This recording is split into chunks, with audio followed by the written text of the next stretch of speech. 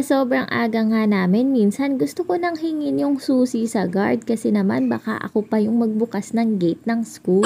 Charot lang. Kaya lang nung mahawakan niya na matigas ay parang natakot siya. Konting suyo lang pala ng kuya niya ay bibigay na din agad. Marupok yarn.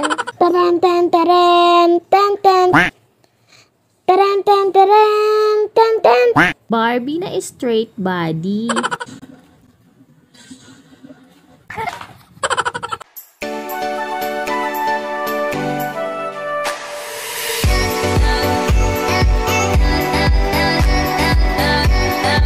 Hello guys! Naisip ko lang na hindi ko pala na-i-video yung mga skincare routine ko bago ako mag-get ready with me. Maganda kasi talaga na nag-i-skin prep muna tayo bago tayo nag-aayos ng muka. Eto nga mga ginagamit ko ay yung padala sa akin ng Wish Trend. Bago ko nga ito gawa ng video ay talagang ginagamit ko muna at sinusubukan ko talaga. Para naman honest review talaga yung maibigay ko sa inyo. Hindi ko na nga iisa-isahin yung mga product na ginamit ko dito. Ilalagay ko na nga lang sa screen yung mga ginamit kong products. At ilalagay ko na lang yung link nito sa description box. Pang third day ko na nga din palang gamit tong mga products na to. And so far so good. Nakikita ko na nga agad yung difference ng skin ko. Kaya ayan, ibang sunscreen din yung gamit ko dito. Hindi muna yung Sun Glow SPF 45. Hindi nga muna ako gagamit ng Unbelievable Cosmetics products kasi baka nagsasawa na kayo kakagamit ko ng mga yon.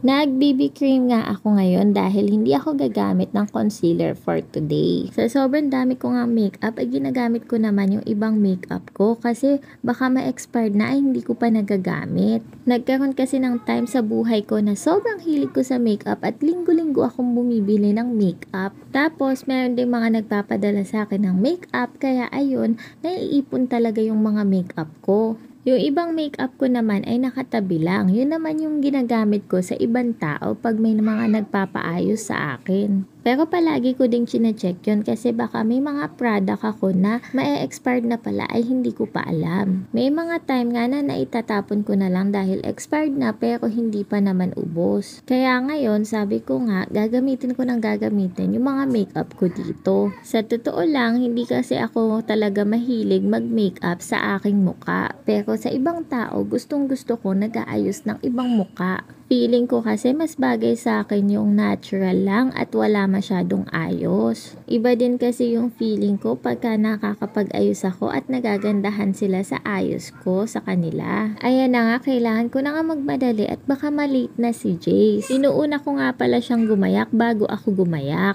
At eto na nga si Kuya Jace. Ayan, for today naka-civilian muna siya. Pwede pa naman daw mag-civilian ngayon. Buti na lang at hindi pa talaga kasi ako nakakapamalansya ng uniform niya. At ayan na nga, andito na kami sa school niya. Syempre, maaga na naman kami, as always. Sa sobrang aga nga namin, minsan gusto ko nang hingin yung susi sa guard kasi naman baka ako pa yung magbukas ng gate ng school. Charot lang, meron naman mga nauna sa aming estudyante. Eto na nga yung bagong room niya. Ayan, hinatid ko na muna siya sa loob ng room niya. May mga bagong classmates na sila at may mga dating classmates pa din. Ayan, shout out nga kay Wesley at kay Lucas na dati niyang classmates.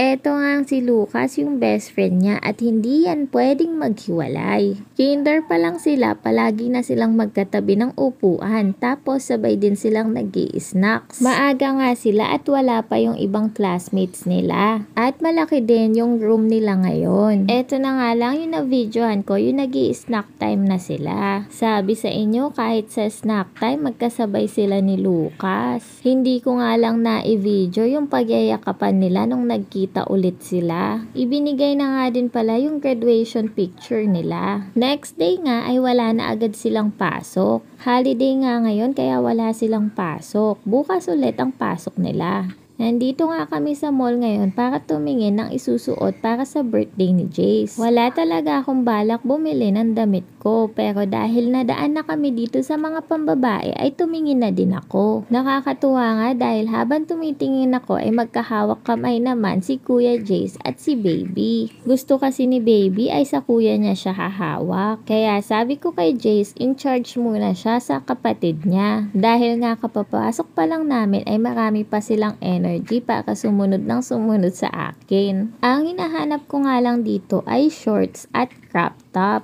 Kaya lang kahit ang tagal-tagal kong tumitingin ay wala din naman akong magustuhan. Sabi ko nga kay Daddy ay siya na lang muna ang tumingin ng damit. Nadaanan nga namin tong manikin na to at ginagaya nga nilang dalawa. Kinakalabit pa nga ito ni Baby, akala niya siguro ay totoong tao. Kaya lang nung mahawakan niya na matigas ay parang natakot siya. Ayan, ako naman nga ang susunod sa kanila dahil si Daddy naman nila ang tumitingin ng damit. Nakakatuwa nga at good boy silang dalawa dito. Oops, hindi tayo sure.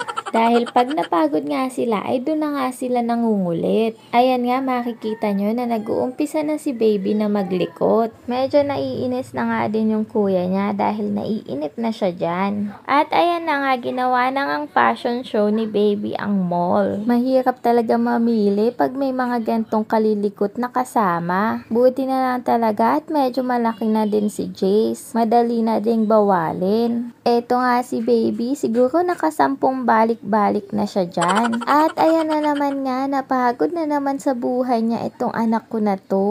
Kawawa naman tong anak ko at lagi na lang pagod sa life. Eto nga at tinataguan na siya ng kuya niya kasi nga ayaw umalis doon. Nakadapa pa rin nga siya sa sahig. Sabi ko nga sa kuya niya ay suyuin na niya. Konting suyo lang pala ng kuya niya ay bibigay na din agad. Marupok yarn. Nahiga na naman nga itong si Baby sa sahig. Sabi ko nga ay lampasuhin na niya yung buong mall at baka bigyan siya ng may-ari ng mall. Congrats anak, ang aga mo nga naging janitor ng mall.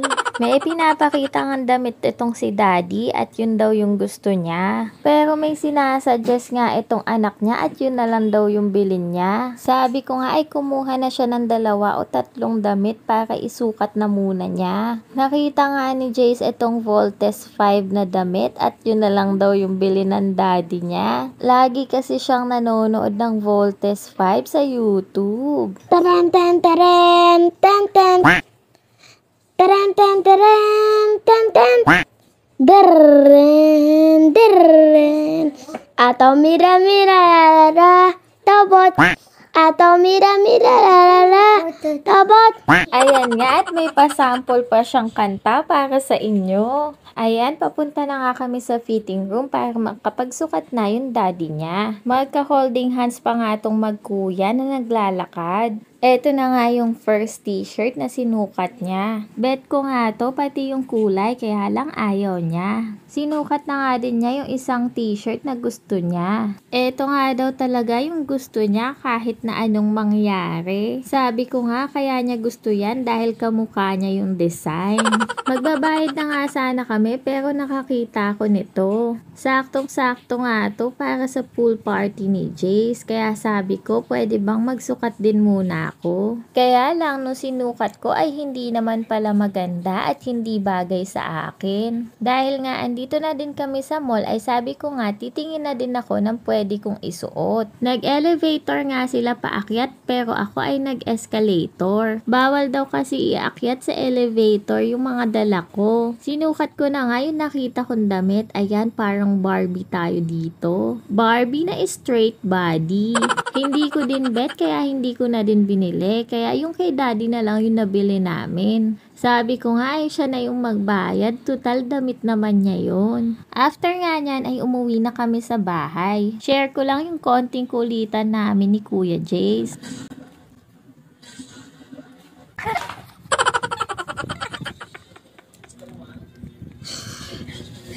Nakakasip.